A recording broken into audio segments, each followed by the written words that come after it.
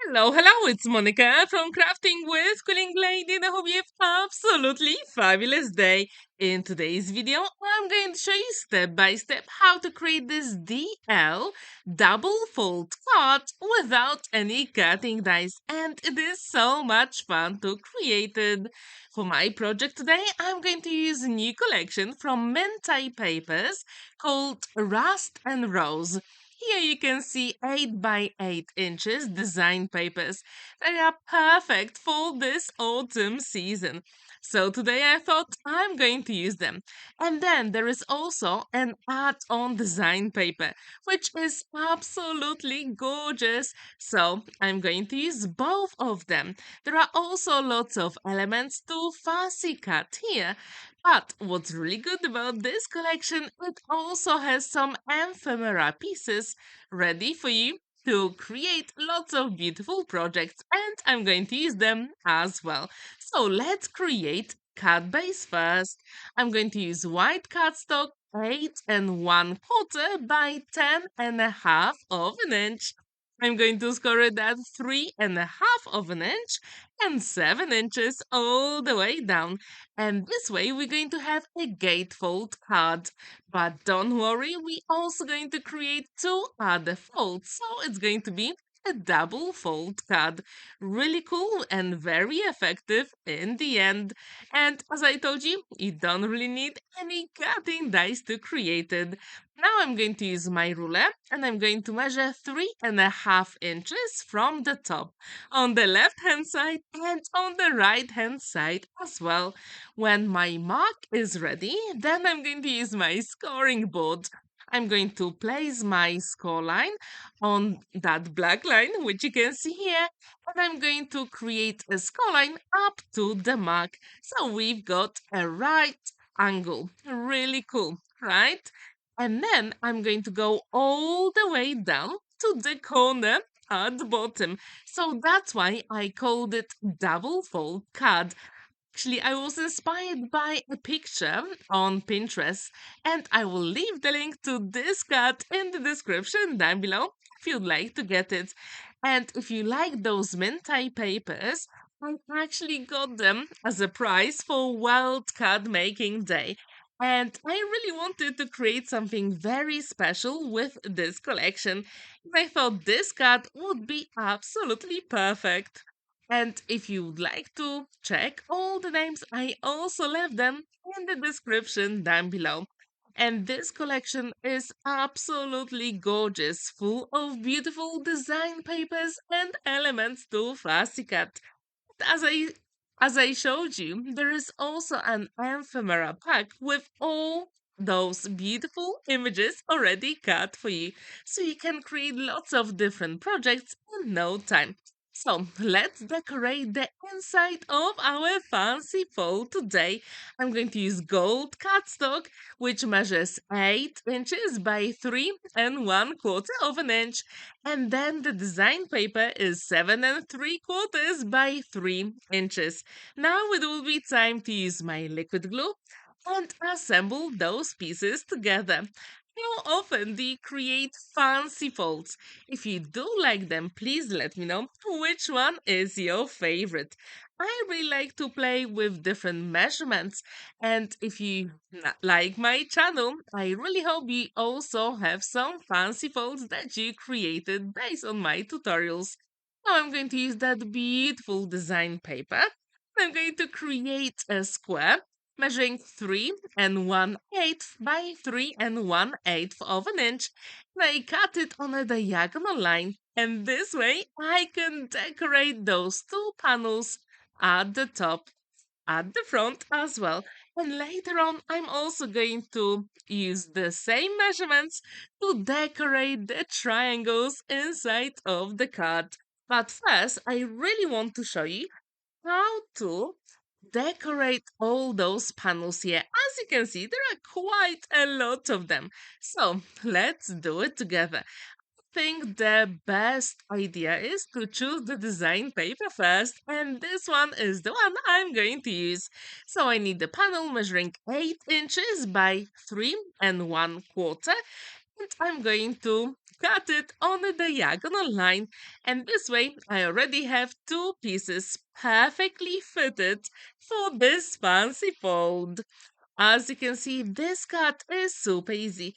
And here you don't really need very specific measurements. If you want, you can do it. But I'm also going to show you a trick how to create panels for those other triangles. And it is super easy. Here I use the same technique to create those two triangles. So it is 8 inches by 3 1/4. As you can see, it comes together super quickly, and I think actually those burgundy colors with autumn colors, they work so well together. If you like them, please let me know in the comments down below. Now, when I look at them, I see all the dark colors, so we need something lighter. And I've got this design paper. I'm going to place it here and use my pencil to create couple of marks. And then I'm going to use my trimmer and it will be so much easier to cut it. Really cool. So here you don't really need any specific measurements. I just use my pencil to create couple of marks and then I'm going to use my trimmer very quick. And when I have one element, I can actually trace it to create all three elements as well, because in the end we need four of them. So I'm going to place it here and I'm going to use my pencil. And if you want to get rid of the pencil marks, you can always use an eraser, and no one will ever know that you actually use a pencil to measure it. Very quick and simple, but I think that light and dark colors really work together well. If you agree with me, please let me know in the comments down below. It will be time to assemble them inside of the card. And as you can see, it is super easy again. I think the trickiest part in every single card making process is to choose the design papers. I really wanted to create something very special, and I wanted the balance between darker and lighter colors here. And if I achieved it, please let me know in the comments down below. Now, what's really missing here, there are those two triangles inside. And just to make sure everything is going to work really well together, I chose the same beautiful design paper in 3 1/8 by 3 1/8 of an inch. So it is slightly lighter. And this way we're going to have very nice balance and variation as well. And all those autumnal leaves here are simply gorgeous. So now, just to close it, I need another square to go at the top. So I use the same white card measuring 2 1/4 by 2 1/4 of an inch. And then the design paper is 2 inches by 2 inches. Let's assemble them together. And what we are going to do now is to decorate the card the way you want. But first, let's actually assemble that square. I'm only going to put the glue on one side, because if you put it on both sides, then you won't be able to actually open that double fold, fancy fold card. So when this is ready, I'm going to take that ephemera pack, which is absolutely beautiful, and from that Rust and Rose collection. So here you can see some of the elements, and I'm going to use double-sided foam adhesive to give some of the elements a little bit more interest and dimension. And for this card, I actually decided not to put the sentiment yet. I'm not sure who's going to receive that card, but later I can do it. Sometimes I do it when I need very specific card for someone, and then I look at the color palette and I really like to make sure that the recipient will enjoy the color combo. And I wonder, do you do the same? Please let me know in the comments down below. And what do you think about this beautiful collection from Mintay Papers? Have you seen it before? Or maybe have played with some of the collections from Mintay Papers? If you have, please let me know which collection is your favorite. So here with that tea cup, I actually put it on a dimensional adhesive, and this way I'm going to close the card. Really cool trick for you. And there is plenty of space to write your sentiment or message on the back as well. And what's really good about this card, it actually stands proud on a flat surface as well. So here, as you can see, you have to play with the cup a little bit, but you will be able to close the cut, and you don't really need any belly band here.